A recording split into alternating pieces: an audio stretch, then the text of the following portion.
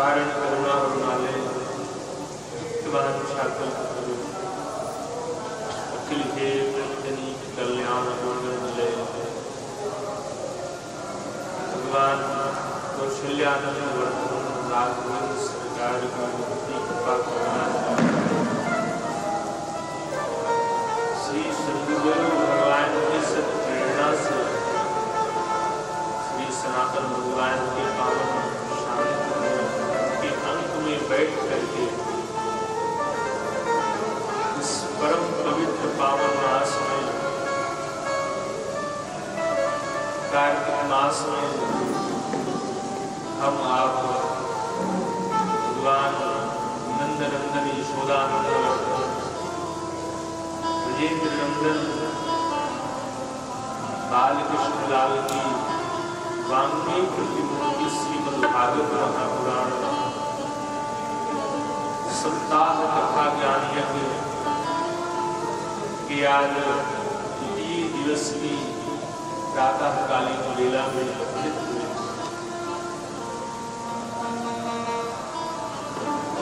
उपस्थित सभी के हृदय में विराजमान पर पिता परमात्मा को प्रणाम करते हुए ज्ञान के माध्यम से इस भगवान की कथा को श्रवण करने वाले सभी के हृदय में उनके आराध्य को नमन वंदन करते हुए लोग भगवान की कथा में प्रवेश करें। कथा में प्रवेश करने के पहले भगवान के नाम की संकीर्तन की परिपाटी परंपरा, उस परंपरा का आप वहन करें। आइए भगवान के नाम का जय राधे राधे गोविंद गोविंद राधे जय राधे राधे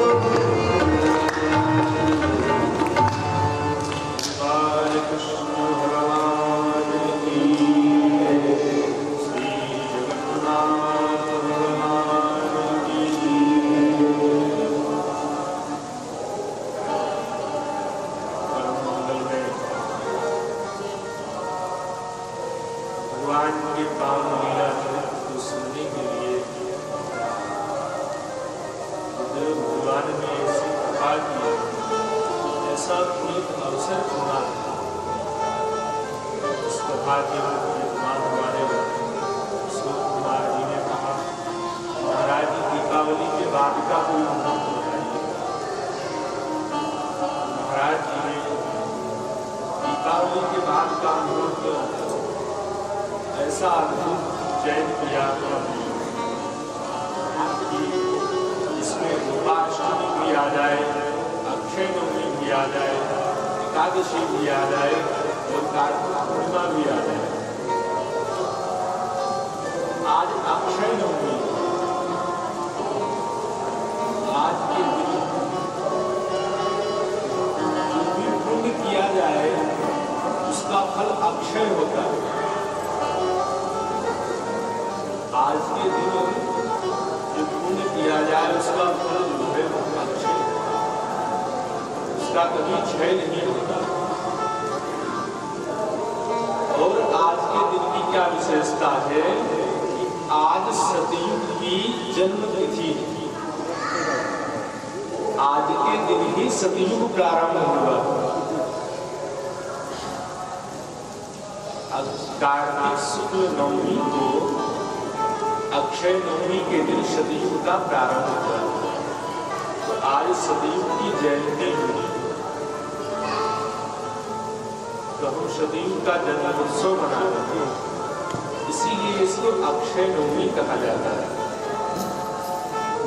और अक्षय तृतीया जो होती है वो त्रेता की जयंती, अक्षय नवमी सतयुग की जयंती है। आज के दिन से ही सतयुग प्रारंभ हुआ। आजकल हम लोग जन्मोत्सव तारीख के अनुसार मनाने लगे। अमुक मास में जनवरी में फरवरी में हमारे का जन्म हुआ,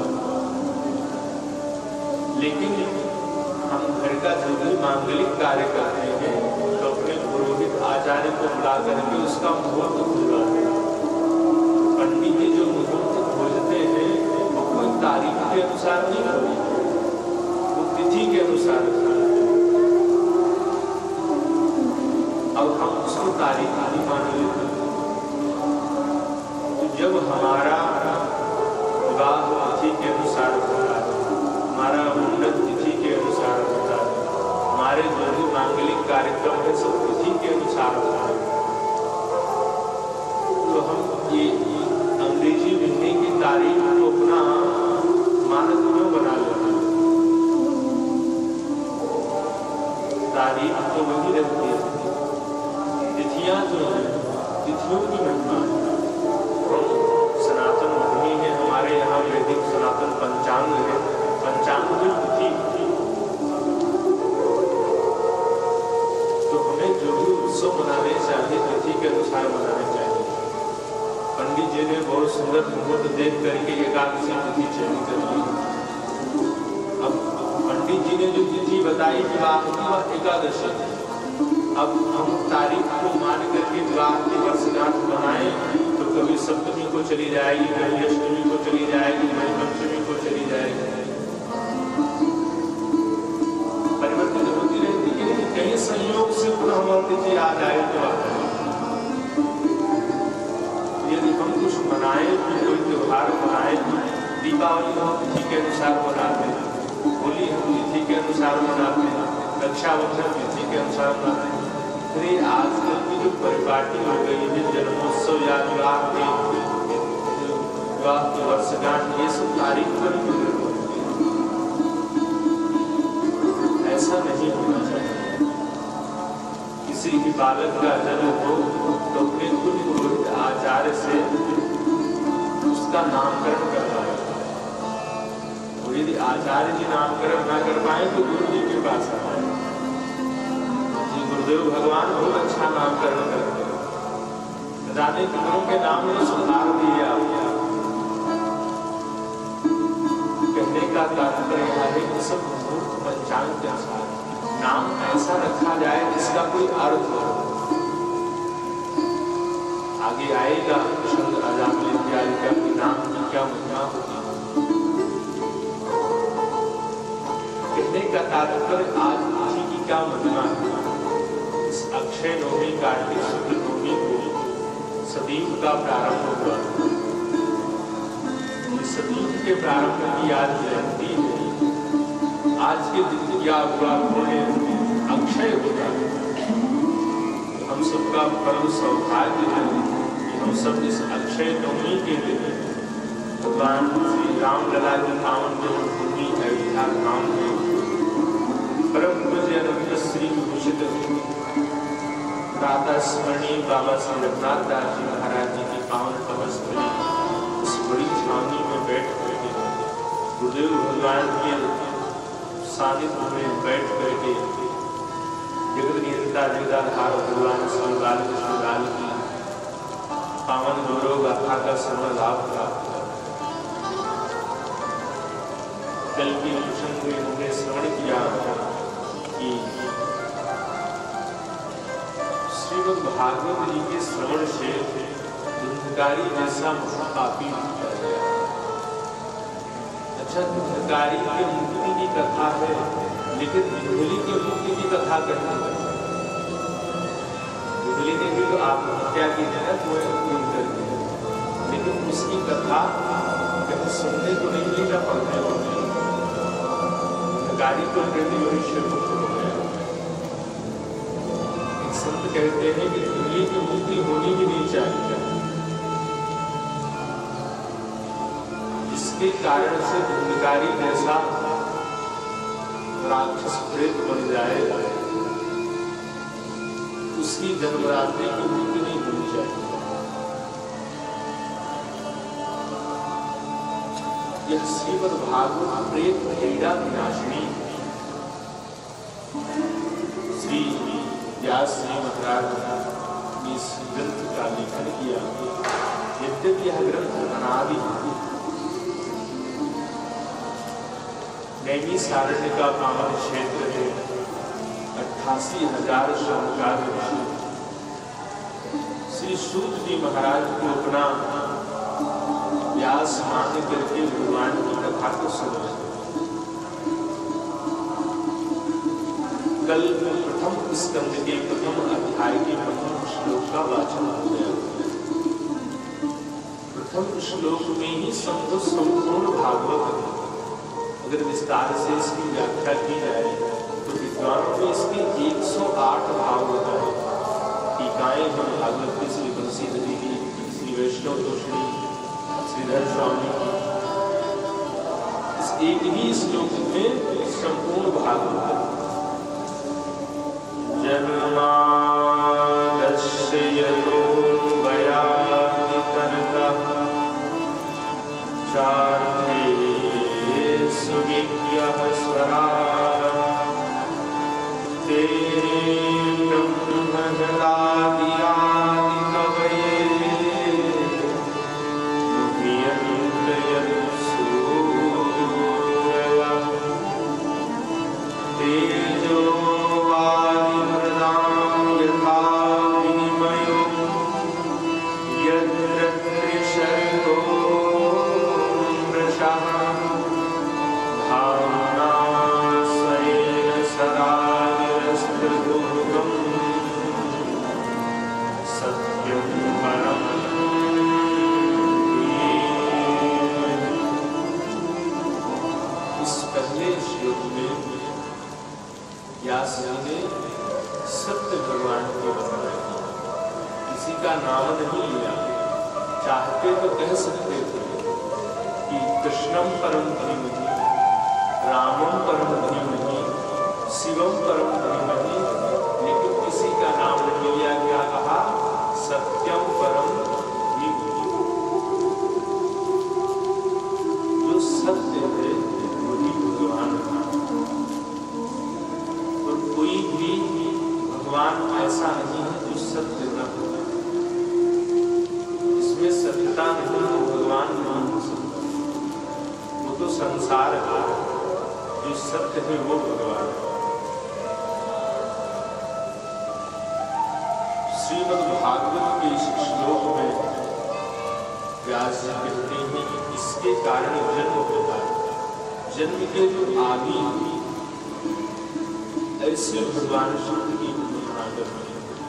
इस जीव के जो पालन करना उनकी वंदना करना, इस जीव के जो संहार करना उनकी वंदना करना। ये सारा संसार भगवान की ही उत्पत्ति, पालन और प्रलय से। लेकिन बड़े से बड़े कभी भी इसकी माया को देख करके मोहित हो जाते हैं। तेने ब्रह्म हरादि आदि कवये मुह्यंत सूर्य।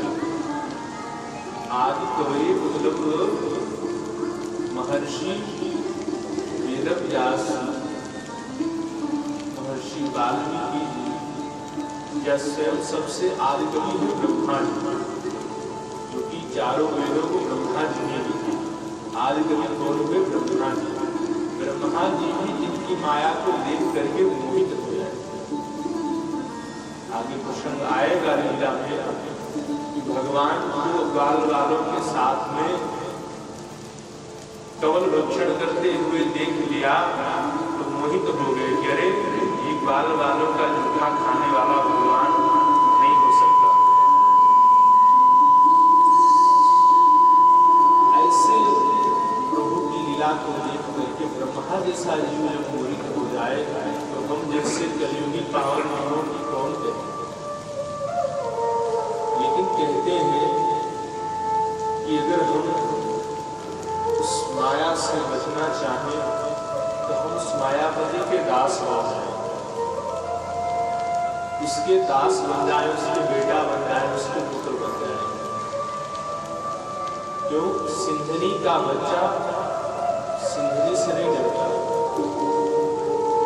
शेर का बच्चा कभी शेर से डरता है? वो नहीं डरता। तो हमको अगर माया से निडर बचना तो मायापति की संतान बन जानी चाहिए। गीता में भगवान कहते हैं कि अगर व्यक्ति कोई माया से पार जाना चाहे तो मेरी शरणागत हो जाए। माम एव ही प्रपद्यन्ते माया भेदाम तरन्ति। जो मेरे प्रपद्य हो जाता है वो मेरी माया से पार हो जाता है। अच्छा, ही माया करनी क्या है? कहते हैं तेजो वायु राम यथा में ये हमें मृदा में वारी को दर्शाता है।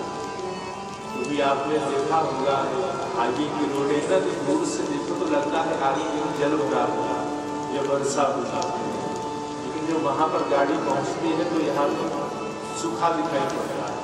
हमें केवल आभास होता है। क्यों? क्योंकि सूर्य की किरणें जब पड़ती है उसके ऊपर तो उसका जो रिफ्लेक्शन परावर्तन होता है उससे हमको जल की भांति होती है। ऐसे मरुस्थल में होता है।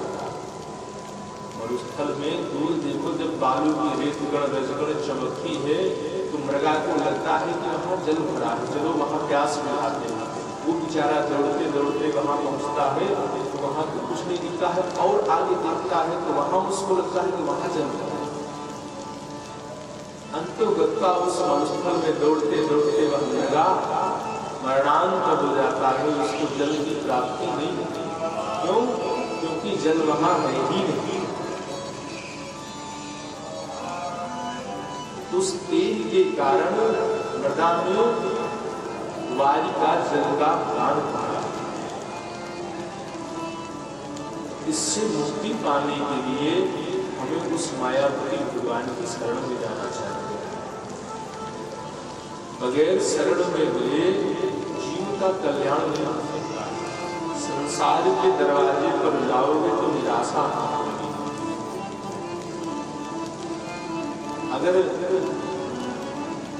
भगवान के दरबार में चले जाओगे तो कल्याण जाएगा। भगवान का प्रण जो है, भगवान कहते हैं एक बार कोई मेरे पास आकर के तो देखो। तो मैंने बताया था कि जगन्नाथ भगवान हाथ मिलाए। गीता में भगवान कहते हैं अर्जुन से कि अर्जुन कोई कितना भी बड़ा पापी अपिचेत से दुराचारी है, लेकिन भजते माम अनन्य भाव, उसको अनन्य भाव से भजने लगे तो फिर क्या करोगे? कहते हैं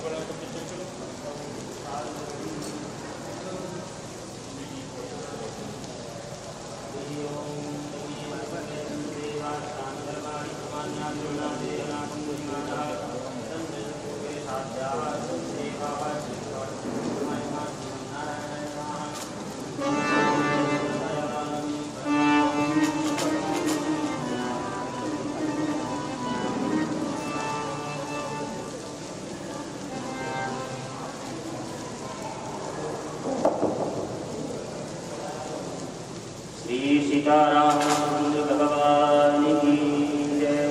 श्री राधा कृष्ण भगवान की जय। श्री हनुमान जी महाराज की जय।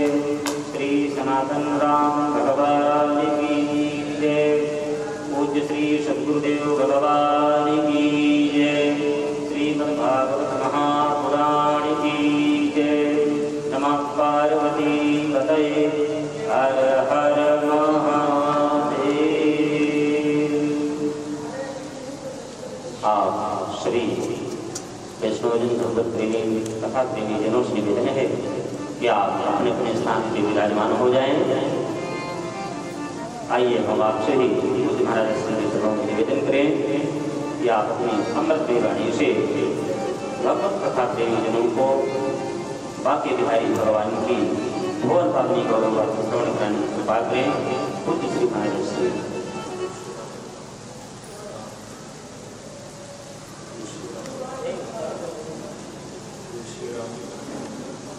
श्री राम जय श्री राम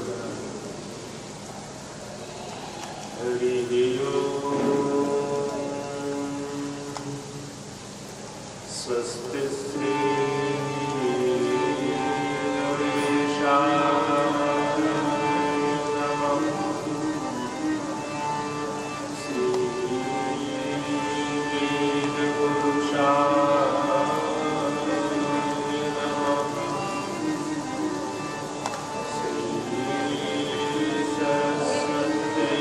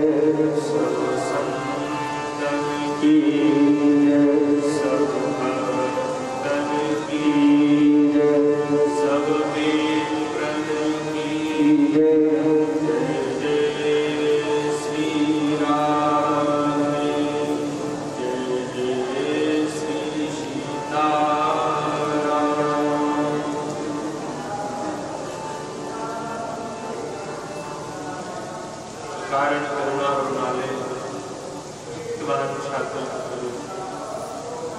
अखिल हे प्रजनी कल्याण गुणगणलय भगवान कौशल्यानंद वर्धन राघवन सरकार की नित्य कृपा करुणा श्री सद्गुरु भगवान की सत्प्रेरणा से श्री सनातन भगवान के पावन शांति के अंक में बैठ करके इस परम पवित्र पावन मास में कार्तिक मास में हम आप भगवान नंद नंदन यशोदानंद ब्रजेंद्र नंदन बाल कृष्ण लाल की वांग्मय प्रतिमूर्ति श्रीमद् भागवत महापुराण सप्ताह कथा ज्ञान यज्ञ के आज 20 दिवस की प्रातःकालीन लीला में उपस्थित हुए।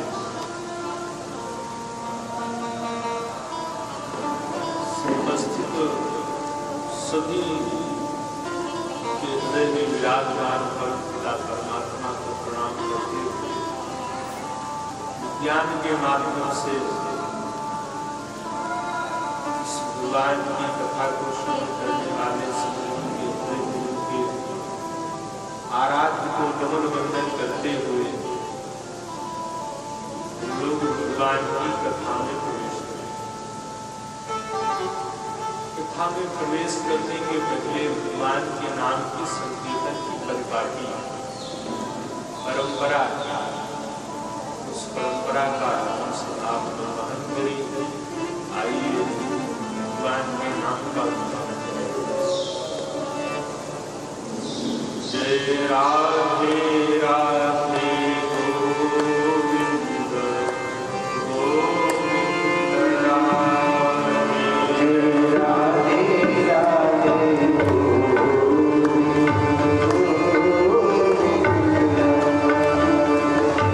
Radhe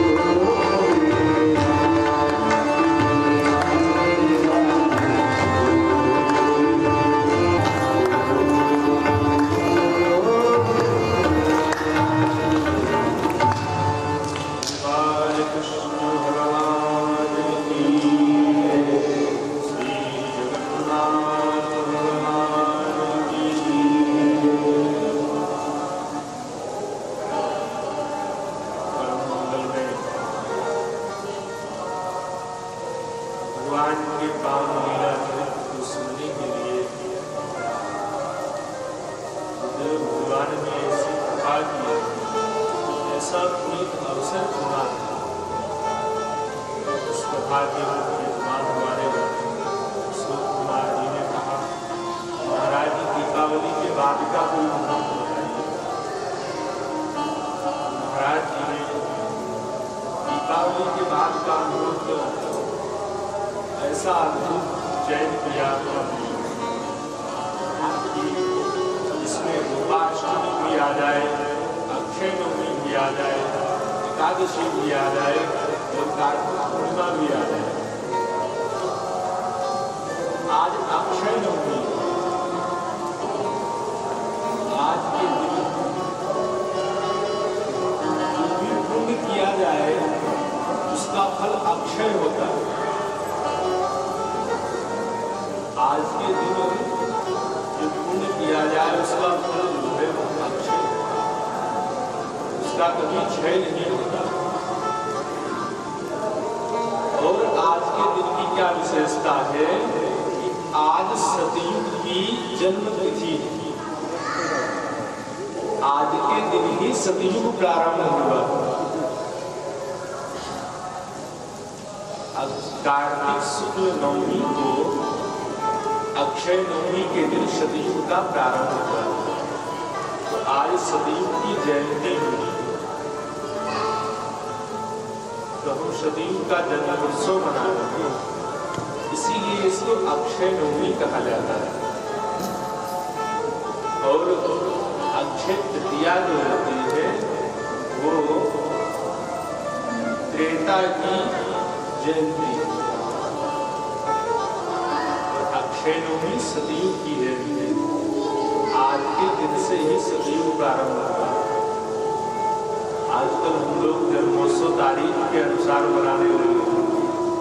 अमुक मास में, जनवरी में, फरवरी में हमारे का जन्म हुआ, लेकिन हम घर का जो भी मांगलिक कार्य करते हैं तो अपने पुरोहित आचार्य को बुला करके उसका मुहूर्त खुलवाते हैं। पंडित जी जो मुहूर्त खोजते हैं वो कोई तारीख के अनुसार नहीं होती, वो तिथि के अनुसार। अब हम उसको तारीख नहीं मान लेते। तो जब हमारा विवाह तिथि के अनुसार होता है, हमारा मुंडन तिथि के अनुसार होता है, हमारे जो भी मांगलिक कार्यक्रम है सब तिथि के अनुसार होता है,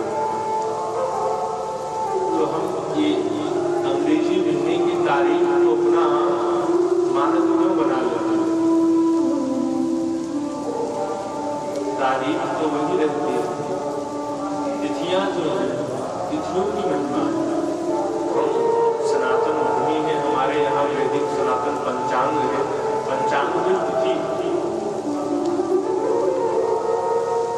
तो हमें जो भी उत्सव मनाने चाहिए तिथि के अनुसार मनाने चाहिए।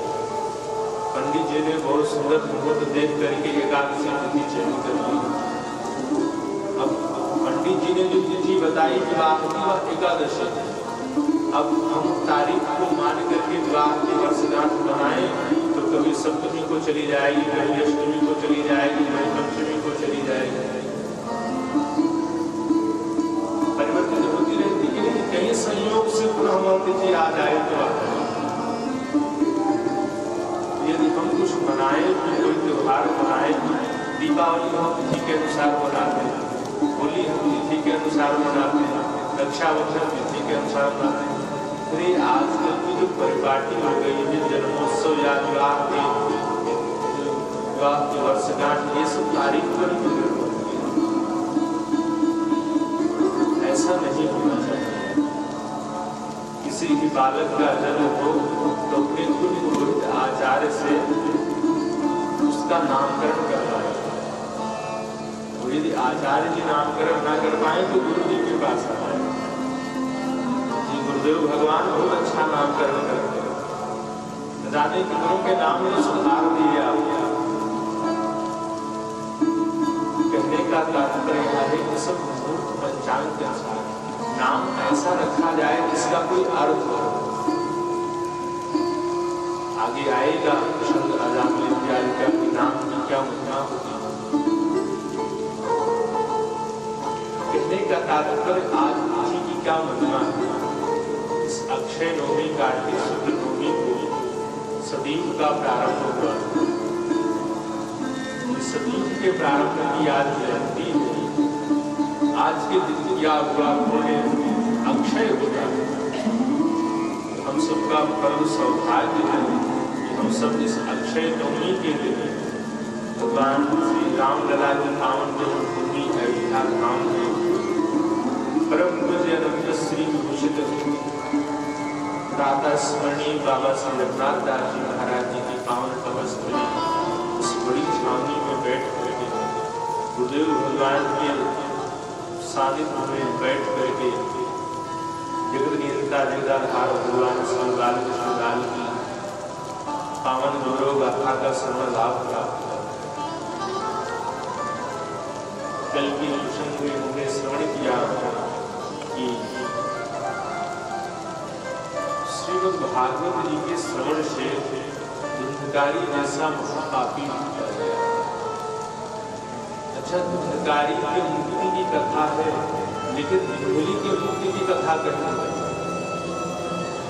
धुंधली ने भी तो आत्महत्या की जगह पूर्ण कर दी, लेकिन उसकी कथा कहीं सुनने को नहीं मिलेगा, पढ़ने को नहीं। धुंधकारी को प्रति मनुष्य मुक्त हो गया। एक संत कहते हैं कि धुंधली की मुक्ति होनी ही नहीं चाहिए, जिसके कारण से धुंधकारी जैसा राक्षस प्रेत बन जाए, उसकी जन्मरात्रि की मुक्ति नहीं होनी चाहिए। यह श्रीमद् भागवत प्रेत पीड़ा विनाशिनी श्री व्यास जी महाराज ने इस ग्रंथ का लेखन किया। यद्यपि यह ग्रंथ अनादि नैमिषारण्य का पावन क्षेत्र है, 88,000 शानदार ऋषि श्री सूत जी महाराज को अपना व्यास मान करके भगवान की कथा को सुनो। कल प्रथम स्कंद के प्रथम अध्याय के प्रथम श्लोक का वाचन हो गया। प्रथम श्लोक में ही संपूर्ण भागवत अगर विस्तार से इसकी व्याख्या की जाए तो विद्वानों में इसके 108 भागवत हैं। टीकाएं हम भागवत की श्री बंसी नदी की, श्री वैष्णव तोषणी, श्रीधर स्वामी की, इस एक ही श्लोक में संपूर्ण भागवत जन्मादस्य यतोऽन्वयादि तन्तः चार्थेषु विज्ञः स्वराः तेने ब्रह्महृदादि आदिकवये मुह्यन्ति यत्सूरयः तेजो वायुमृदां यथा विनिमयो यत्र त्रिशर्गो मृषः धाम्ना स्वेन सदा निरस्तभूतं सत्यं परं धीमहि। इस पहले श्लोक में व्यास जी ने सत्य भगवान को बताया। किसी का नाम नहीं लिया, चाहते तो कह सकते थे कि कृष्णम परम धीमहि, रामम परम धीमहि, शिवम परम धीमहि, लेकिन किसी का नाम नहीं लिया। क्या कहा? सत्यम परम धीमहि। जो सत्य है वही भगवान है। और कोई भी भगवान ऐसा नहीं है जो सत्य न हो। इसमें सत्यता नहीं तो भगवान नहीं हो सकता। वो तो संसार है, जो सत्य है वो भगवान है। श्रीमद् भागवत के इस श्लोक में व्यास जी कहते हैं कि इसके कारण जन्म होता है। जन्म के जो आदि ऐसे भगवान शब्द की घोषणा करते हैं। इस जीव के जो पालन करना है उनकी वंदना करना, इस जीव के जो संहार करना है उनकी वंदना करना। ये सारा संसार भगवान की ही उत्पत्ति, पालन और भय से, लेकिन बड़े से बड़े कभी भी इसकी माया को देख करके मोहित हो जाते हैं। तेने ब्रह्म हृदादि आदि कवये मुह्यन्ति यत् सूरया। आदि कवये मतलब महर्षि वेदव्यास,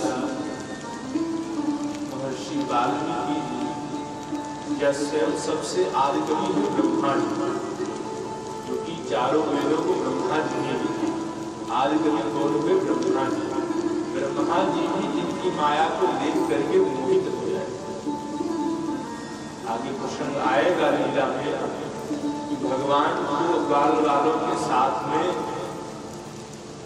कवल भक्षण करते हुए देख लिया तो मोहित हो गए कि अरे ये ग्वाल वालों का झूठा खाने वाला भगवान नहीं हो सकता। ऐसे प्रभु की लीला को देख करके ब्रह्मा जैसा जीव जब मोहित हो जाए तो हम जैसे कलियुगी पावन मानव की कौन कहे।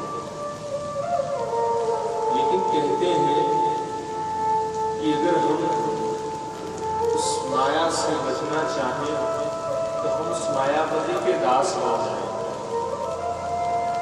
उसके दास बन जाए, उसके बेटा बन जाए, उसके पुत्र बन जाए। जो सिंधनी का बच्चा सिंधनी से नहीं डरता, शेर का बच्चा कभी शेर से डरता है? वो नहीं डरता। तो हमको अगर माया से निडर रखना तो मायापति की संतान बन जानी चाहिए। गीता में भगवान कहते हैं कि अगर व्यक्ति कोई माया से पार जाना चाहे तो मेरी शरणागत हो जाए। माम एव ही प्रपद्यन्ते माया भेदाम तरन्ति। जो मेरे प्रपद्य हो जाता है वो मेरी माया से पार हो जाता है। अच्छा, ये माया करनी क्या है? कहते हैं तेजो वायु राम यथा धीमहि। ये हमें मृदा में वारी को दर्शाता है। भी आपने देखा होगा आगे की रोडे ना, दूर से देखो तो लगता है आगे कहीं जल भरा हुआ या वर्षा हुआ, लेकिन जब वहां पर गाड़ी पहुंचती है तो यहाँ पर सूखा दिखाई पड़ता है। हमें केवल आभास होता है। क्यों? क्योंकि सूर्य की किरणें जब पड़ती है उसके ऊपर तो उसका जो रिफ्लेक्शन परावर्तन होता है उससे हमको जल की भांति होती है। ऐसे मरुस्थल में होता है। मरुस्थल में दूर देखो जब बालू की रेत गण चमकती है तो मृगा को लगता है कि वहाँ जल भरा है, चलो वहाँ प्यास बुझाते हैं। वो बेचारा दौड़ते दौड़ते वहाँ पहुँचता है तो वहाँ तो कुछ नहीं दिखता है, और आगे देखता है तो वहाँ उसको लगता है कि वहाँ जल भरा है। अंतोगत्ता उस मरुस्थल में दौड़ते दौड़ते वह मृगा मरणांत हो जाता है, उसको जल की प्राप्ति नहीं होती। क्यों? क्योंकि जल वहाँ है ही नहीं। उस तेज के कारण मृदा में वारी का जल का भान पड़ा। इससे मुक्ति पाने के लिए हमें उस मायावती भगवान की शरण में जाना चाहिए। बगैर शरण में गए जीव का कल्याण नहीं हो सकता। संसार के दरवाजे पर जाओगे तो निराशा होगी। अगर भगवान के दरबार में चले जाओगे तो कल्याण जाएगा। भगवान का प्रण है। भगवान कहते हैं एक बार कोई मेरे पास आकर के तो देखो। तो मैंने बताया था कि जगन्नाथ भगवान हाथ फैलाए। गीता में भगवान कहते हैं अर्जुन से कि अर्जुन कोई कितना भी बड़ा पापी अपिचेत से दुराचारी लेकिन भजते माम अनन्य भाव, उसको अनन्य भाव से भजने लगे तो फिर क्या करोगे? कहते हैं साधु एव समन्तव्यः, मैं उसको साधु बना दूंगा। अच्छा तो 2-4 साल 10 साल भजन करेगा आपका, तब बनाओगे ना? कहते नहीं, सम्यक देवहितो हिस्सा। तुरंत उसने संकल्प किया नहीं कि प्रभु मैं अब आपका हूँ, तुरंत भगवान ने उसके पूर्व के जितने भी अपराध थे सब क्षमा कर दिए। ये भगवान का स्वभाव है। ऐसे प्रभु को प्राप्त करने की इच्छा करनी चाहिए। उसके आगे यत्र शर्गो मृषा, शर्गः त्रयाणां माया गुणानां तमो रजः सत्त्वानां, 3 प्रकार की गुण है, सत्व रज तम। गीता में भगवान ने जो तत्वों का वर्णन किया है, 3 तत्व बताए हैं, सत्व रज और तम। सत्व गुण क्या करता है? तो भगवान कहते हैं गीता में, ऊर्ध्वं गच्छन्ति सत्त्वतः। अगर सत्य गुण अपनाओगे तो ऊपर को बढ़ोगे, और मध्य तिष्ठन्ति राजसः। अगर आप राजसी तत्व को अपनाओगे, धारण करोगे, बढ़िया भोग विलास का जीवन हो, खूब सुविधाएं हो, तो आप मध्य में रहोगे। गच्छन्ति सत्त्वस्था मध्ये तिष्ठन्ति राजसः, जघन्य गुण वृत्तिस्थ अधो गच्छन्ति तामसः। अगर तामसी गुण को हम धारण करेंगे तो हमारी अधोगति हो जाएगी, हमारा पतन हो जाएगा। तो इन 3 गुणों को जो दूर कर दे वह भगवान की कथा। अगर हमें पार जाना है तो इन 3 से ऊपर जाना चाहिए। अगर सत्व प्रधान हुए तो फिर स्वर्ग आदि लोग मिल जाते हैं, रजसिक प्रधान हुए तो हमें पुनः जीवन मिलता है, फिर से राजघाट मिलता है। अधोगति हुई तो फिर से किसी ऊपर सुपर योनि में भगवान जन्म दे देंगे। लेकिन अगर इन 3 से पार होंगे तो हमें भगवत प्राप्ति होगी। इसीलिए हमें इन 3 को छोड़ करके परमपिता परमात्मा का चिंतन करना चाहिए। आगे कहते हैं भगवान क्या पसंद है। भगवान को अगर कुछ नहीं पसंद है तो वहां पे कैतव। कैतव का मतलब होता है कपट। जो दिख रहा है वह है नहीं, इस पर पट लगा हो, पर्दा लगा हो, अंदर कुछ और बाहर कुछ और, वो होता है कपट। भगवान कहते हैं मुझे कपट नहीं पसंद, मुझे तो साफ सुथरे हो, तुम चांडाल हो तो मैं उसको प्यार करूंगा, लेकिन अगर तुम ब्राह्मण हो करके अभक्षण कर रहे हो, गलत आचरण कर रहे हो, तुम मेरे शत्रु हो। भगवान को तो जैसे हो वैसे ही पसंद है, बनावटी नहीं पसंद। गोस्वामी जी मानस निर्मल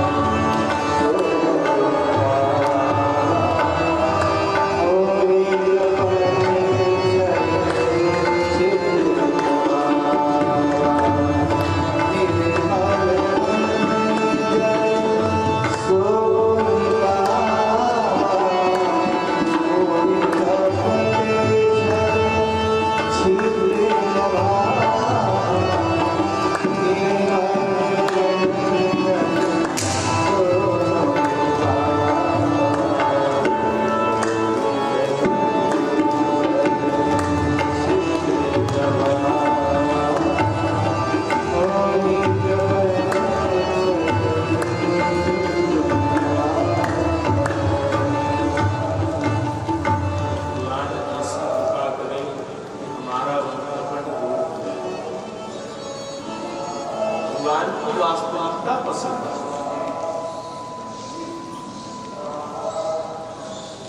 ठाकुर जी कहते हैं मैं स्वयं माया बनी हूँ, मेरे स्वरूप कोई अपनी माया नष्ट करके आएगा तो जैसे सूर्य को दीपक दिखाने के समान होता है।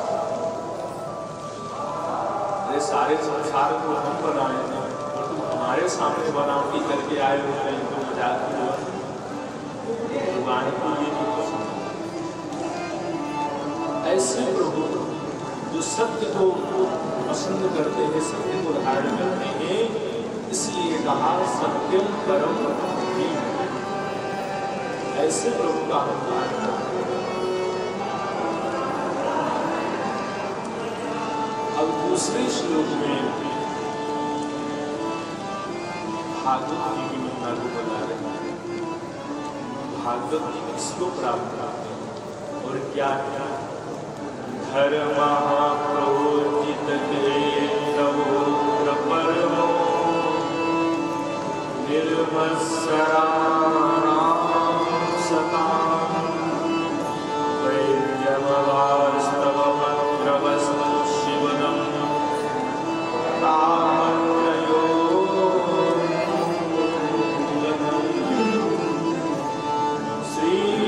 श्रीमद्भागवते महामृते ईश्वरः सत्यो अवरुद्धते त्रिकृतभी शुश्रूषुति दक्षिणा।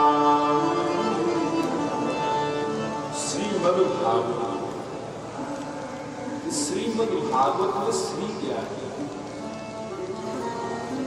तो कहते हैं श्री है इसकी शोभा। श्री का मतलब श्री राधा, श्री सीता, श्री मणि, श्री लक्ष्मी, ये श्रीमद। अच्छा श्री हो गया, श्रीमद हो गया। भागवत क्या है? कहते हैं भगवतः प्रोक्तम इति भागवत। भगवान जिसको कहे वही भागवत। अच्छा तो भगवान जो कहे वही भागवत, तो इससे भक्तों का क्या लेना है? तो कहते नहीं, भगवान के भक्तों का जिसमें चरित्र हो, भगवान के भक्तों का जो गान है, जो लीला है, वो जो है वो भागवत है। कहते नहीं कि अमुक बहुत परम भागवत है। जो भगवत को माने वो भागवत है। भगवत अर्थात भगवान को माने वो भागवत है। हमारे द्वारा से भागवत प्रसिद्ध है, आगे उनकी कथा आएगी। प्रहलाद नारद पराशर पुंडरीक व्यासाम्बरी सुसुक शौनक भीष्मदाभ्यां रुक्मांगदा अर्जुन वसिष्ठ विभीषणादि एताहं परं भागवतां नमामि। ये परम भागवत। तो जिसमें भक्तों का चरित्र हो वो भागवत है। इसीलिए यह भगवान को प्रिय है। भगवान की कथा सुनने के जितने प्रेमी, भागवत की कथा सुनने के जितने बड़े प्रेमी भगवान को उतना और दूसरा कोई नहीं। उनको अपनी ही कथा सुनने का बड़ा विषय रहता है, अपने भक्तों की कथा सुनने का बड़ा विषय रहता है।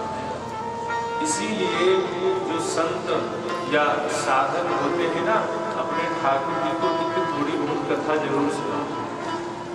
कुछ नहीं होता तो मानस की 5 दोहे ही पढ़ करके सुना। क्यों? जब तक भगवान को उनकी कथा नहीं सुनाई जाएगी उनको नींद नहीं आएगी। स्थानों की परंपराएं होती, अपने यहाँ भी ठाकुर जी को सैन कराते समय 5 दोहा महात्मा गा के सुनाते। उसको सुनने के के बाद नींद आती, जैसे किसी छोटे बालक को नींद न आए तो या लोरी गा के सुलाती है, ऐसे ठाकुर जी दिन भर बेचारे परिश्रम करते हैं, कहीं कोई भगत बुला रहा है, कहीं कोई भगत बुला रहा है, तो जब शयन करने को होता है तो भक्तों का चरित्र सुनते सुनते सो जाते हैं। ऐसे इस परम श्रीमद् भागवत को कौन कहता है? कहते हैं महामुनि कृते। श्री कृष्ण द्वैपायन वेद व्यास जी को महामुनि कहा गया। अच्छा, मुनि कह देते तो कुछ कम हो जाता?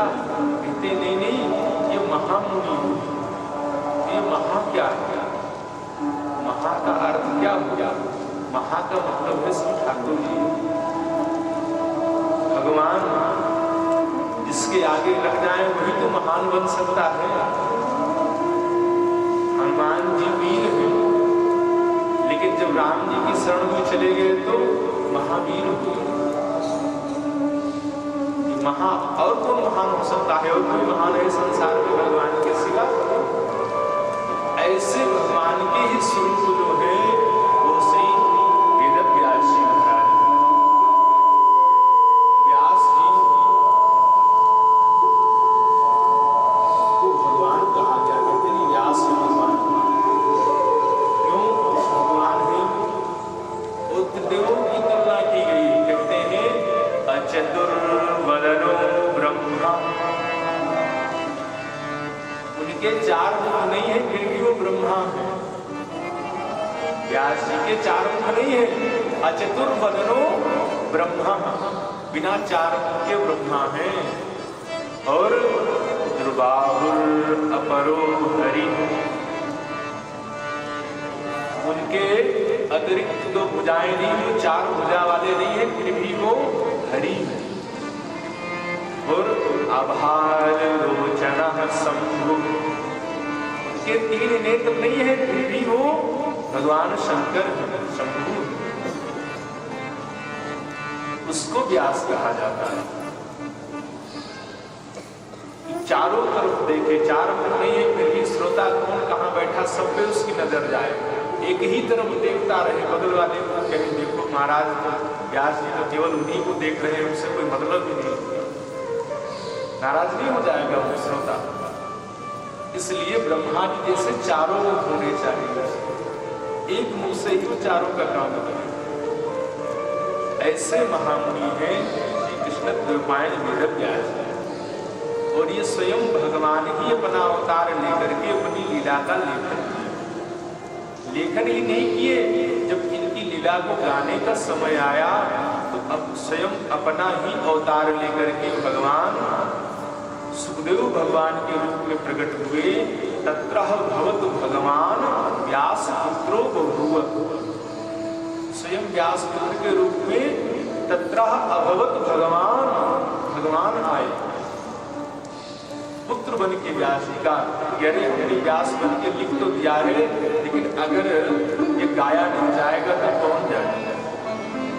भाई हम बहुत सुंदर रसोई बनाए, 56 भोग बनाए, और कहीं उसको हम परोस न पाए, उसका परिवेषण न कर पाए, तो उस व्यक्ति से क्या लाभ? ये करने के लिए भगवान ही सुखदेव के रूप में प्रकट हुए। धर्म प्रोचित क्षेत्र परमो निर्मत्सराणाम सदा। अच्छा, इतनी महिमा है भागवत जी की, तो ये किनको मिलती? तो कहते हैं ये उनको सुनानी चाहिए जो निर्मत्सर, निर्मत्सराणाम सदा, जिनके अंदर किसी प्रकार का मत्सर न हो। ये मत्सर और मक्षर में बस ता और शा का अंतर है। अक्षर उतने ही। आप रात्रि में शयन करें और कदाचित आपके कक्ष में एक मच्छर आ जाए तो आपको सारी रात सोने नहीं मिलेगा। है वह यद्यपि बहुत छोटा सा है, लेकिन इतना बलशाली है कि कान में आके पहले तो ललकारता है, देखो हम आ गए, जो कुछ करना चाहो कर लो। फिर वो शुरू करता है, कहीं हाथ का रक्त ले रहा है, कहीं कान का ले रहा है, कहीं पैर का ले रहा है। तो वो मतलब चुभता ही रहता है। ऐसे होता है मत्सर। इसके जीवन में मत्सर आ गया, वो कभी सुखी नहीं रह सकता। मच्छर तो आपकी एक रात्रि की नींद खराब कर सकता है, लेकिन मत्सर आपका जीवन खराब कर सकता है। मत्सर का मतलब होता है कि दूसरे से ईर्ष्या करें, परोत्कर्षा, दूसरे के उत्कर्ष को देख करके जो दुखी हो, असहन हो, परोत्कर्षा असहनम इति मत्सरा, पर सुख असहनम इति मत्सरा। जो दूसरे का सुख न देख पाए, जो दूसरे का उत्थान न देख पाए, उसकी बड़ाई न सुन पाए, उसको कहते हैं मत्सरवाद। और इसका कोई इलाज नहीं। मच्छर के लिए तो आप ऑल आउट प्रोटीन न जाने मच्छरदानी लगा के सो जाओगे, आराम से सोओगे। लेकिन अगर मच्छर आपके जीवन में आ गया तो इसका कोई उपाय नहीं। क्यों? क्योंकि वह अपने से नहीं होता है, वह तो दूसरे की सुखी से होता है। वो अपने दुख से नहीं दुखी होता है, वो दूसरे के दुख से दुखी होता है। मैं जो खा रहा हूँ ठीक है, लेकिन दूसरे की थाली में चावल बड़ा क्यों दिख रहा है? मेरी झोपड़ी है कोई बात नहीं, लेकिन दूसरा ईंटा क्यों मंगवा लिया, इसकी मिट्टी क्यों आ रही है, इसकी मोरन क्यों आ रही है? तो इसका कोई उपाय है? अरे भाई, उसने कर्म किया, उसने अर्थ संचय किया, धन कमाया, तो अपना भवन बना। तो अगर इस दुख से हम दुखी होने लगे तो हमारे लिए कोई औषधि नहीं बने। तो ऐसे लोगों को ये कथा नहीं सुनानी चाहिए जिनके अंदर दूसरों के उत्कर्ष को सहने की क्षमता न। यह तो सज्जनों की योग्य कथा है। यह इन मत्सर वालों के लिए कथा है। इस कथा को पाने के बाद क्या होगा? कहते हैं तापत्रयोन्मूलन। ये जो त्रिताप है इनका उन्मूलन कर देते हैं। उन्मूलन मतलब इनको खत्म कर देते हैं। 3 प्रकार के ताप होते हैं: आध्यात्मिक, आदेवी और आदिभौतिक। आध्यात्मिक ताप जरादि शारीरिक शोकादि मानसिक, जो अंतः आत्मा के अनुपस्थ में होता है, आत्मा का जो ताप होता है उसको आध्यात्मिक ताप। और आदि भौतिक, भौतिक आपदाओं से जो हमें कष्ट मिले उसको कहते हैं आदि भौतिक। और आदि दैविक, जैसे भूत प्रेत कहते हैं कोई कष्ट हो गया, किसी प्रकार की वायु लग गई, ये होते हैं आदि दैविक। तो ये तीनों प्रकार के प्रतापों का ये भागवत जी उन्मूलन कर देती है, इनका नाश कर देती है। और जब ये सब नष्ट हो जाते हैं तो क्या होता है? कहते हैं तब भागवत सुनने का अधिकारी होता है। और जब भागवत सुनने के लिए वो अधिकारी बन जाता है और जैसे ही उसके हृदय में इच्छा होती है कि मैं श्रीमद् भागवत को सुनूंगा, भगवान कहते हैं मैं उसकी सुनने की इच्छा मात्र से उसके हृदय में बैठ जाता हूँ। सत्यो हृदय अवरुद्ध ते कृत भी। सत्य का मतलब होता है शीघ्र ही। सत्यो हृदय अवरुद्ध ते कृत भी शुश्रूषु भी तत्क्षणा। अभी उसने सुनी नहीं है, शुश्रू है वो भी, अभी उसके सुनने की इच्छा कि मैं सुनूंगा। भगवान कहते हैं उसकी सुनने की इच्छा मात्र से ही मैं हृदय अवरुद्ध, उसके हृदय में अवरुद्ध हो जाता हूँ, बंध जाता हूँ, फिर जा नहीं सकता। भगवान कहते हैं कि बाकी कोई जंजीर या कोई रस्सी, कोई सागर ऐसे नहीं बनी जो मुझको बांध दे। एक प्रेम ऐसा है, भक्ति ऐसी है कि भक्ति के अगर वशीभूत में बंध जाऊं तो मैं फिर अपने आप को छुड़ा नहीं सकता। अरे भक्ति में बंध करके तो भगवान न जाने किन किन के घरों में जा कर्मा बाई की खिचड़ी खाए भगवान भक्ति में बन गए। नानी बाई का मायरा हाथ भरने के लिए सांवरिया सेठ बन कर गए। कहां तक कहे सबरी के पीछे बैर है। ये किसी साधन का फल नहीं था, ये केवल भक्ति थी। रास बिहारी भगवान कहते हैं कि झीनी झीनी प्रेम की डोरी मुंह पे तोड़ी न तोड़ी जाए। कितनी पतली है कि मतलब झीनी आर पार दिख रहा है, फिर भी उस प्रेम की बंधन को मैं तोड़ नहीं सकता। समुद्र को सुखा दूं, अग्नि का पान कर जाऊं, लेकिन मुझसे वो पतला धागा प्रेम का टूटे नहीं। ऐसे प्रभु उस भागवत सुनने के इच्छुक के अंदर में, जिसने अभी सुनी नहीं है, केवल इच्छा बनाई है, सुख है, सुनने का इच्छुक है, उसके हृदय में बन जाता है। और बंद करके उसके हृदय में वह तब तक निवास करते हैं जब तक वह भागवत का पान करता रहता है। इसीलिए तो कहते हैं कि यह एक बार सुनने से जी न भरे, उसको बार बार सुनो। भगवान को जाने ही न दिया जाए अपने हृदय से। नितराम विवक्तो, ये भगवान की अद्भुत कथा है। ये एक बार सुने चाहे 10 बार सुने, हमेशा नई ही लगती है। तदेव रम्यम रुचिरम नवम नवम, हमेशा नई नई लगती है, हमेशा रुचिकर लगती है। आज हम सुन करके जाएं, 7 दिन कल कहीं फिर होने लगे तो फिर इच्छा करेंगे। क्यों? क्योंकि यह उस सत्य सच्चिदानंद भगवान की कथा है। 2 श्लोकों में भगवान की स्तुति की, इसके बाद अब तीसरे श्लोक को व्यास कहते हैं कि ये भागवत है क्या? निगम कल्पतरोर गलितम फलम सुख मुखामृतद्रव संयुतम। ये क्या है? निगम रूपी कल्प वृक्ष का पका हुआ फल है। निगम कहते हैं वेद। वेदों का जो वृक्ष है, जिसमें सारे वेद लगे हुए हैं, इस वेद रूपी वृक्ष का ही पका हुआ फल है। अच्छा फल है तो फल तो खट्टा भी हो सकता है, कसैला भी हो सकता है। कहते नहीं, ये तो मीठा ही है।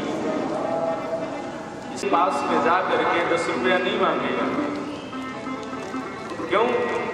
क्योंकि उनकी सामर्थ्य बहुत अधिक है। उनके पास जो कोई जाएगा तो 2, 4, 5 करोड़ का ही प्रोजेक्ट पास करवाएगा। अमुक रास्ता बनवा दीजिए, अमुक विद्यालय बनवा दीजिए। और हम क्या करते हैं? आते तो हैं अखिल नियंता भगवान ब्रह्मांड नायक परात्पर अखिलेश्वर भगवान श्री राजेंद्र सरकार के सानिध्य में, और मांग क्या लेते हैं? संसार की नाशवान वस्तु, व्यापार में वृद्धि हो जाए, परिवार बढ़ जाए। अधिक मांग रहे हो उस सच्चिदानंद से, और वस्तु नाशवान। ये भक्ति नहीं। भक्ति हो अहेतु, क्या उसका कोई हेतु ना हो। हम भगवान के हैं, भगवान हमारे हैं, बस हमको अगर कुछ मिले केवल भगवान के चरणों की प्रीति ही मिल जाए। अच्छा, कदाचित हमारे अंदर पात्रता नहीं है भी, तो कोई बात नहीं प्रभु, आप हमें अपना लो और बढ़िया अच्छे से धुल लेना, मल लेना। जब हम आपके लायक हो जाएं तब स्वीकार कर लेना। कोई ये नहीं कि इसी जन्म में, इसमें सुनाया ना कि जन्म जन्म। तो ऐसी भक्ति करने से भगवान प्रसन्न होते। देखो, ये मेरा अंश मुझे भज रहा है। गीता में भगवान ने कहा है, जीव क्या है? मेरा अंश ही तो है। हमें ये अंशा जीव लोके जीव सनातन। ये सनातन है तो सिंह का बच्चा, लेकिन ये भेड़ों के झुंड में आ गया तो ये अपने सिंह को भूल गया। ये जो है ये भेड़ों के झुंड में आकर के ये भूल गया कि हम सच्चिदानंद परमात्मा की संतान। भगवान ने जब सृष्टि किया ना, ब्रह्मा जी को बनाया, तो ब्रह्मा जी ने सृष्टि का सृजन किया। ब्रह्मा जी ने कहा, प्रभु आपकी भक्ति इतनी प्रभावी है कि हमारी सृष्टि में जो भी जीव हैं वो सब आपका भजन करके मुक्त हो जाएंगे, और जब मुक्त हो जाएगा तो मुझे फिर से नई सृष्टि करनी पड़ेगी। और ये जो 84 योनियों का चक्कर है ना, एक बार जीव का जन्म हो जाता है तो उसके द्वारा जो पाप पुण्य होते हैं उसी से इसका एक चक्र बन जाता है। ब्रह्मा जी को केवल एक बार मेहनत करनी पड़ेगी, बना दिया तो जैसा फल बीज बोओगे वैसा फल मिलता जाएगा। उसमें ब्रह्मा जी ने एक बार केवल सृष्टि बनाई। तो भगवान से जब कहा कि प्रभु आपकी भक्ति करके ये सब मुक्त हो जाएंगे तो मुझे फिर से सृष्टि करनी पड़ेगी, तो भगवान ने कहा, अच्छा देखो, मैं आपकी सहायता के लिए अपनी माया का निर्माण करता हूँ। माया का मतलब ही होता है, माँ मतलब नहीं, या मतलब जो नहीं है वही माया है। और इस माया से कोई एक नहीं, सब मोहित है।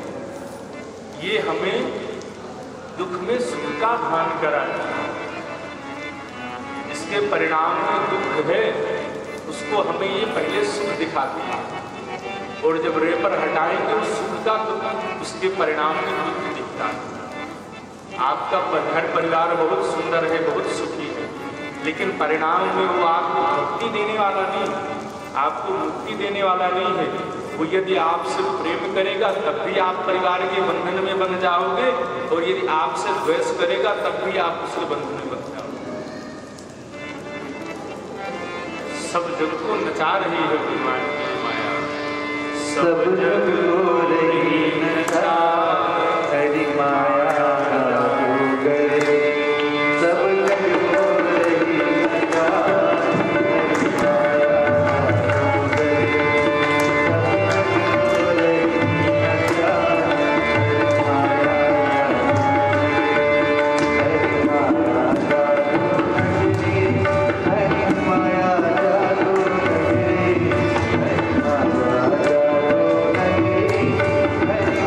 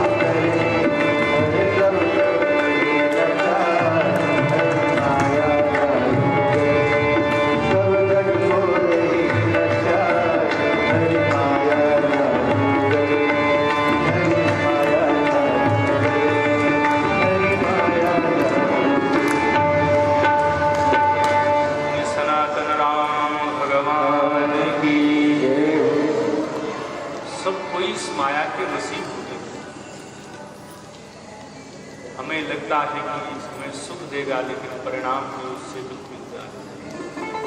सदगुरु की कृपा हो जाए तब जीव इससे बच जाता है, क्योंकि गुरु ही एक ऐसा है जो सबका ध्यान रखता है। ऐसी भक्ति की जाए शुभ कामना रखता है। अच्छा, ये होगी कैसे? कहते इसके लिए नियम करने पड़ेंगे, इस मुक्ति को पाने के लिए नियम करना पड़ेगा। ऐसा नियम कहते हैं कि मन से भगवान का स्मरण करना पड़ेगा और कानों से भगवान की कथा सुननी पड़ेगी और मुझ से भगवान की कीर्ति को, यश को, जन को गाना पड़ेगा। एक दिन घंटे नहीं दिन चला, श्रोतव्यः कीर्तितव्यस्य ध्येयः पूज्यस्य नित्यतः। रोज करना पड़ेगा, तब तक भगवत प्राप्ति न हो जाए। हम मन से भगवान का ही स्मरण करें और कानों से केवल भगवान की ही कथा सुने। देखो मन जो है ना, मन एक ही है। अब चाहो तो उसको संसार में लगा लो और चाहे तो संसार के मालिक में लगा लो। गोपियों ने यही तो कहा उद्धव जी से कि उद्धव मन न भये दस मन न भयो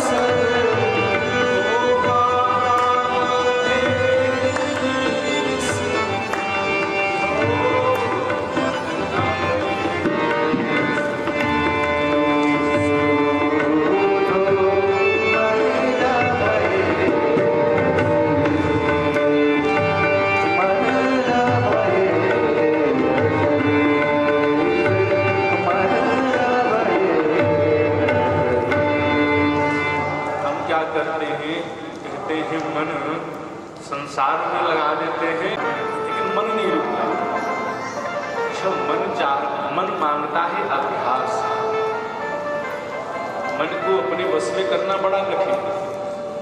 जैसे वायु को वश में करना कठिन है, ऐसे मन को वश में करना कठिन है।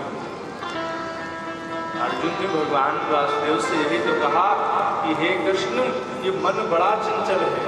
चंचलम ही मनः कृष्ण प्रमादी बलवत् दृढ़म। बड़ा प्रमादी है, बड़ा बलवान है। भगवान ने कहा अर्जुन, तुम कहे तुम ठीक रहे हो, लेकिन इसका भी उपाय है। क्या है प्रभु? कहते हैं अभ्यासेन तो कौन्तेय। हे कौन्तेय अर्जुन, अभ्यास से मन वश में होता है। ठीक है, हम आज माला लेकर के बैठे हैं तो मन बाहर जा रहा है। हम कल भी लेके बैठेंगे, हम परसों भी लेकर बैठेंगे। अरे जब हम ये प्रण कर लें कि नहीं अब तो हमें माला लेकर के बैठना ही है, तो मन जाए कितने दिन जाए? किसी न किसी दिन तो भगवान कृपा करेंगे ही। देखेंगे कि बहुत परेशान है, अब ये जो है अब इसको लाइन से लगा दें। ना छोटा बालक घर से निकले और दरवाजे पे पहले क्या होती थी, देहरी होती थी ना, ऊंची होती थी घर से हो। अब बालक की सामर्थ्य नहीं कि उसको पार कर जाए, लेकिन वो जैसे तैसे उस पे लेट करके लटक जाता। अब ऊपर लटक गया, ना पैर इधर लग रहा है न पैर उधर लग रहा है। अब वो तो केवल रो ही रहा है, केवल रो रहा है। तब घर के माँ बाप या बुजुर्ग कोई जो देखता है, अरे देखो बालक क्यों रो रहा है, कोई न कोई आकर के या तो उधर कर देगा या तो इधर कर देगा, लेकिन वो बालक प्रयास करता है, वो रोज जाएगा, घर के बाहर उसको जाना है और पैर पहुँचते नहीं, तो हमें प्रयास करना चाहिए, अभ्यास करना चाहिए। फिर तो भगवान कहते हैं जो तू आवे एक पग मैं आऊं पग 60। रास बिहारी भगवान कहते रासलीला में अगर तुम मेरी तरफ एक कदम आओगे ना तो मैं तुम्हारी तरफ 60 कदम बढ़ूंगा। और ये तुम सोच लिए कि नहीं मैं लकड़ी के समान अकड़ के खड़ा हूं, तो बोले तुम लकड़ी के हो तो मैं भी लोहे से कम नहीं। जो तू आवे एक पग मैं आऊं पग 60, जो तू करो काट सो मैं लोहे की लाट। तो हमें अभ्यास करना चाहिए, अभ्यास से मन एकाग्र होगा और मन से हमें भगवान का चिंतन करना चाहिए, कानों से भगवान की कथा सुननी चाहिए और जब जो सुने हम उसी का हमें गुणानुवाद करना चाहिए। कीर्तव्य है, उस कीर्ति को गाना चाहिए और गाने के साथ साथ उसी का ध्यान करना चाहिए। ऐसा उपाय श्री शुद्ध जी ने बताया। ऐसा करने से इस जीव के जो सत्व रजत तम 3 गुण हैं, इन त्रितापों से उसकी मुक्ति हो जाती है। इस प्रकार से 2 अध्याय हैं।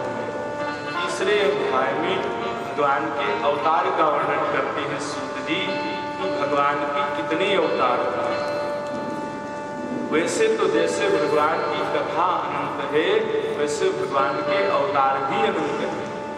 हरि अनंत हरि कथा अनंता, हरि अनंत हरि कथा अनंता, कहानी सुननी बहु सब संता, कहानी सुननी बहु सब संता।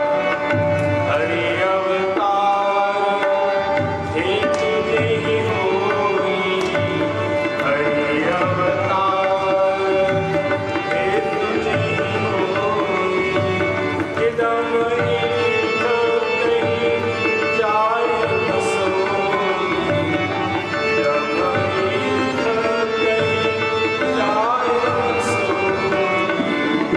हरि अनंत हरि कथा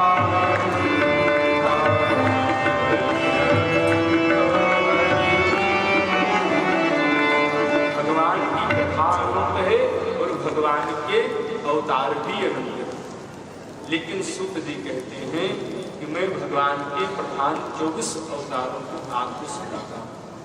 श्रीमद् भागवत में भगवान के 24 अवतारों का वर्णन है। भगवान के जो पहले अवतार हुए वह श्री सनक, सनंदन, सनातन और सनत कुमार के रूप में 4 अवतार हुए। उसके बाद दूसरा अवतार भगवान का पृथ्वी का उद्धार करने के लिए वाराह भगवान के रूप में हुआ। उसके बाद तीसरे अवतार में भगवान देवर्षि नारद जी के रूप में प्रकट हुए और चौथे अवतार में भगवान संसार का कल्याण करने के लिए कठोर तपस्या करने के लिए नर नारायण के रूप में प्रकट हुए। फिर भगवान का 5वां अवतार हुआ कपिल भगवान के रूप में, जिन्होंने सांख्य शास्त्र तत्वों का निर्माण किया है और इस संसार में जीवों को तत्व ज्ञान प्रदान किया है। उसके बाद माँ अदिति के गर्भ से भगवान दत्तात्रेय का जन्म हुआ है।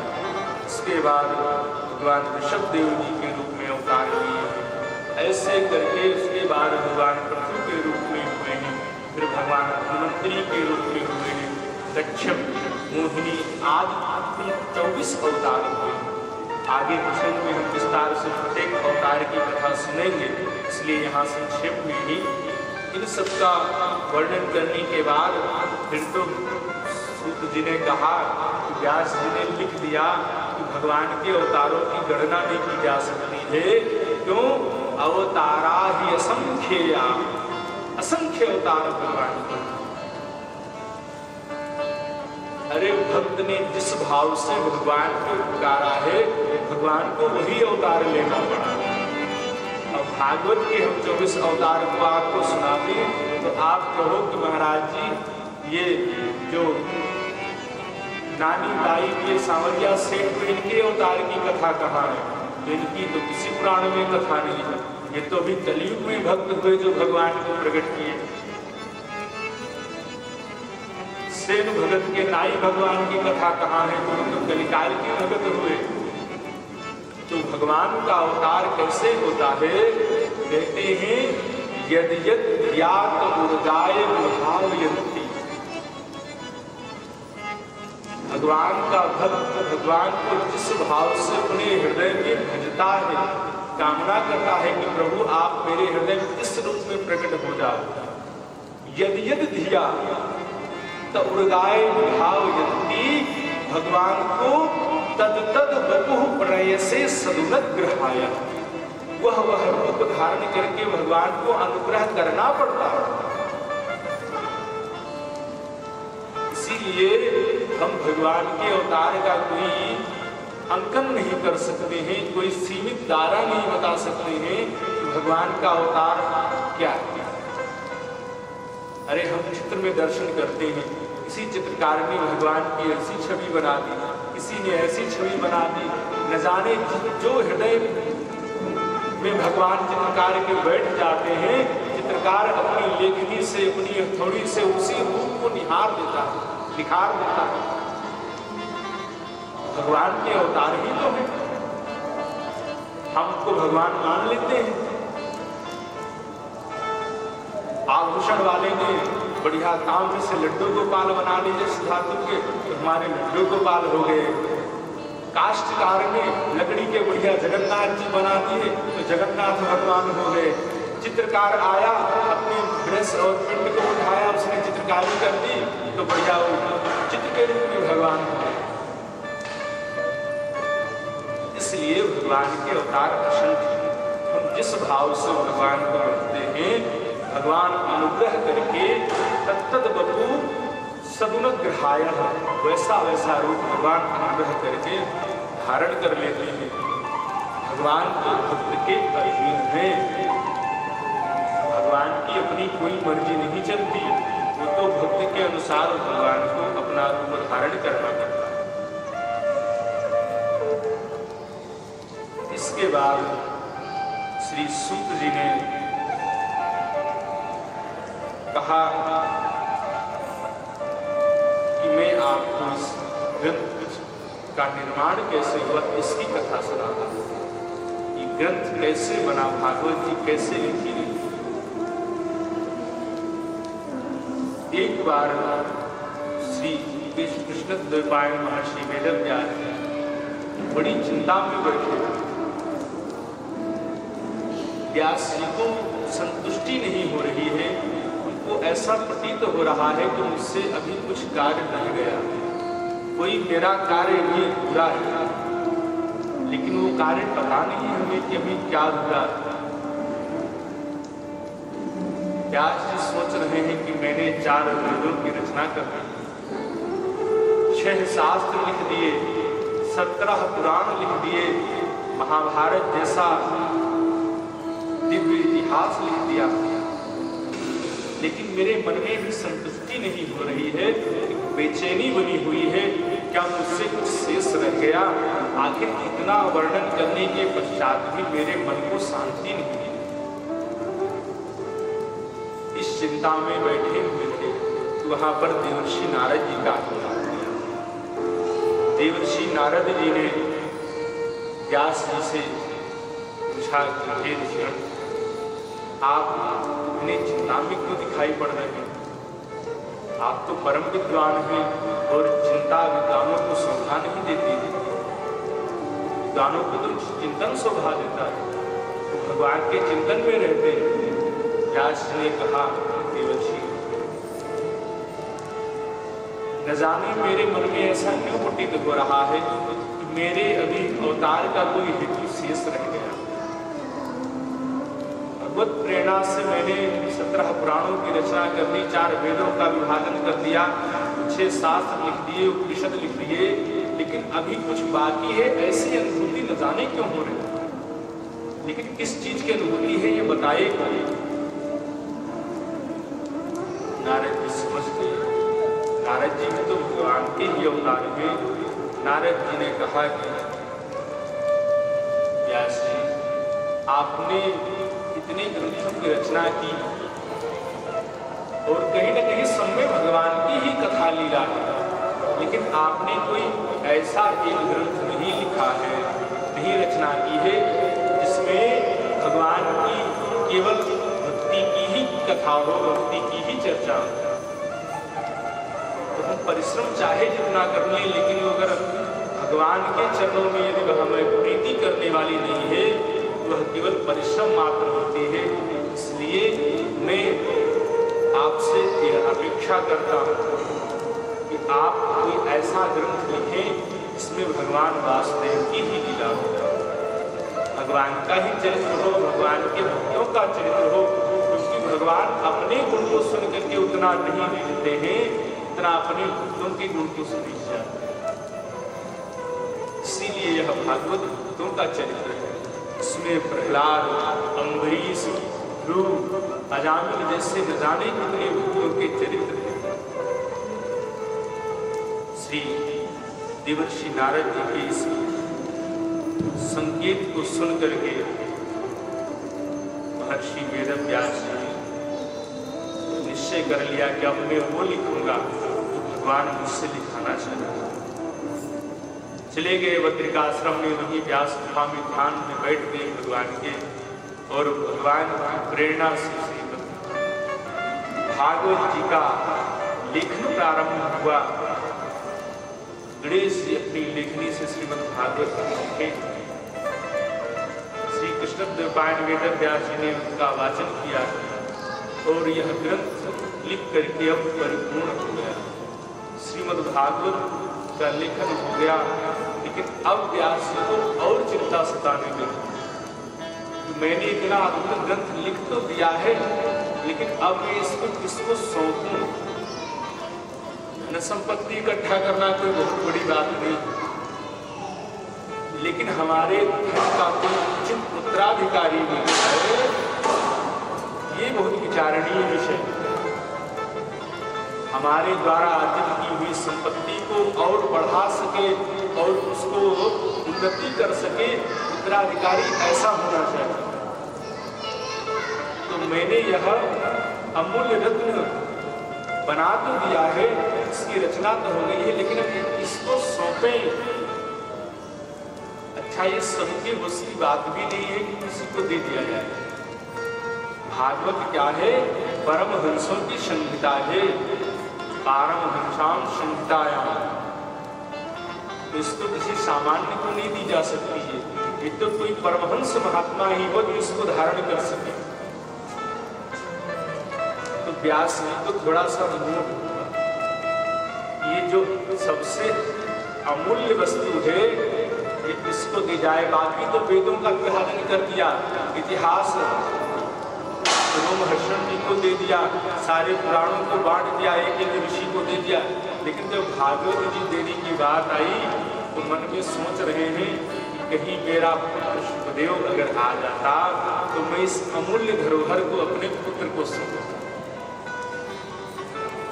लेकिन ये कामना तो है, पुत्र तो ऐसा सन्यासी है कि जो जन्म लेते ही घर से निकल गया, तो वो इसको लेने के लिए आएगा क्यों?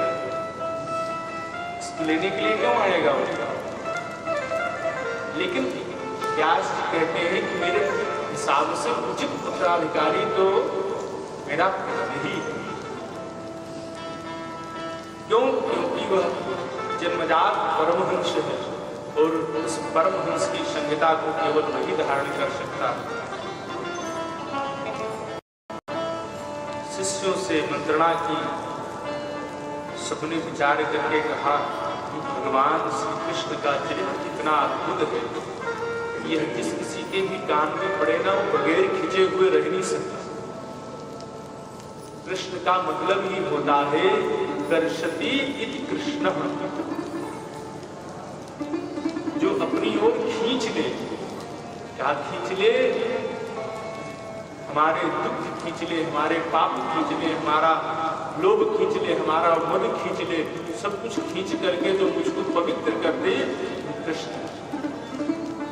कर्षणे धातु है, जैसे कृषक नहीं बनता, कृषक कैसे होता है? वो हल कृषक होता है। उसी कृषक क्री धातु से कृष्ण शब्द की उत्पत्ति हुई है, इसलिए कर्षति इति कृष्ण, जो अपनी ओर अनायास खींच ले। एक बार अगर आपकी नजर मिल जाए भगवान से, फिर आप बार बार आने से रह नहीं सकते। लोग बांके बिहारी जाते हैं, एक क्षण दर्शन हुआ, पुजारी पर्दा लगा देता है, उसके बाद झट से फिर पर्दा खुलता है, जी ही नहीं भरता। इतनी भीड़ होती है कि प्राण चाहे निकल जाए लेकिन कभी तृप्ति नहीं होती। ऐसे बड़े बड़े गजारे नेत्र हैं भगवान श्री कृष्ण के, कि उन कृष्ण की कथा भी अगर कोई सुन लेगा ना व्यास जी, तो वो भी रह नहीं पाएगा, वो खिंचा हुआ चला आएगा, चाहे जितना बड़ा परम भी सुन। अच्छा, तो फिर इस कथा को सुखदेव जी तक पहुंचाया कैसे जाए? शिष्यों ने कहा गुरु जी हम नहीं जाएंगे, आप हमें एक दो श्लोक याद करा दीजिए जिसमें भगवान के स्वरूप का, भगवान के सौंदर्य का वर्णन हो। हमें जब याद हो जाएगा तो हम जाके उसका गायन करेंगे, और ये शब्द जब उनके कानों में पड़ेंगे तो चाहे जितने बड़े हंस हों खींचे चले। व्यास जी ने अपने शिष्यों को श्लोक रटा दिया। भगवान का स्वरूप कैसा है? बंसी विभूषित करा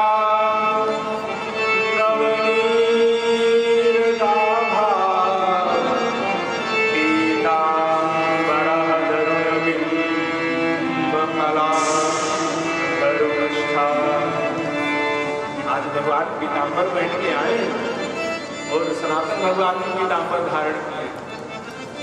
ऐसा ही भगवान का वेश है, हाथ में बंसी है और मेघश्याम स्वरूप है, मधुर मधुर बंसी बजा रहे हैं। पीतांबर फैल रहा है वायु की मंद मंद वेग से।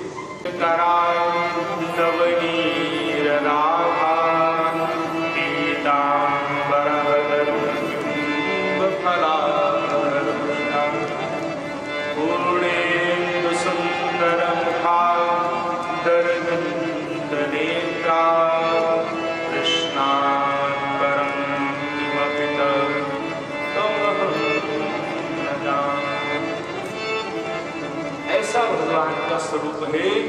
ऐसे भगवान के स्वरूप को सुन करके कौन ऐसा है जो मोहित न हो जाए, जो उनके दर्शन के लिए लालायित न हो जाए? अच्छा, भगवान का स्वभाव कैसा है?